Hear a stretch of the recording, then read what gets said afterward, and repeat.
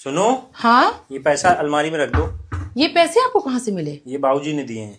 बाबूजी के पास इतने सारे पैसे कहाँ से आए? अरे गांव में फसल बेची है ना। हाँ? वो अम्मा की 13वीं में हम लोगों ने पैसा लगाया था, तो बाकी भाइयों ने तो दिया नहीं। हाँ? तो मैंने भी बोल दिया कि हिसाब कर दो, और बचा कुचा हिसाब अगले साल की फसल में कर देंगे। हाँ, वो जो हिसाब अगले साल करेंगे ना, वो अपनी 13वीं का करेंगे। वो इसलिए ना कि उनको दिख गया कि उनकी औलादें कैसी हैं।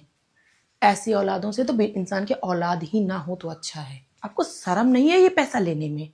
आपकी गलती नहीं है। आजकल समाज में यही हो रहा है कि माँ का अंतिम संस्कार हो रहा है, माँ की 13वीं हो रही है, पिता का अंतिम संस्कार हो रहा है, पिता की 13वीं हो रही है, तो उसमें हिसाब होता है, उसमें बंटवारा चलता है कि कितना पैसा कौन सा बेटा देगा।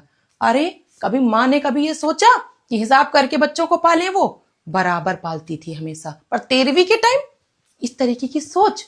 कहते हैं ना कि हमारे सनातन धर्म में बेटे का सौभाग्य होता है कि माँ बाप का अंतिम संस्कार अच्छे से कर सके, 13वीं कर सके। अरे पहले थे जो श्रवण कुमार, और आप लोग, शर्म आती है ऐसे बेटों के ऊपर। समाज में गंदगी फैल चुकी है चारों तरफ कि माँ बाप मरे तो उनके अंतिम संस्कार में चंदा लगे, जबकि बेटे सक्षम हैं। तीनों भाई आप लोग बहुत अच्छी पोस्ट पे हो, क्या माँ बाप का अंतिम संस्कार नहीं कर सकते? और इन पैसों से आपके पिता ने क्या सोचा होगा? माँ तो चली गई पर उनका दिल अंदर से रो रहा होगा।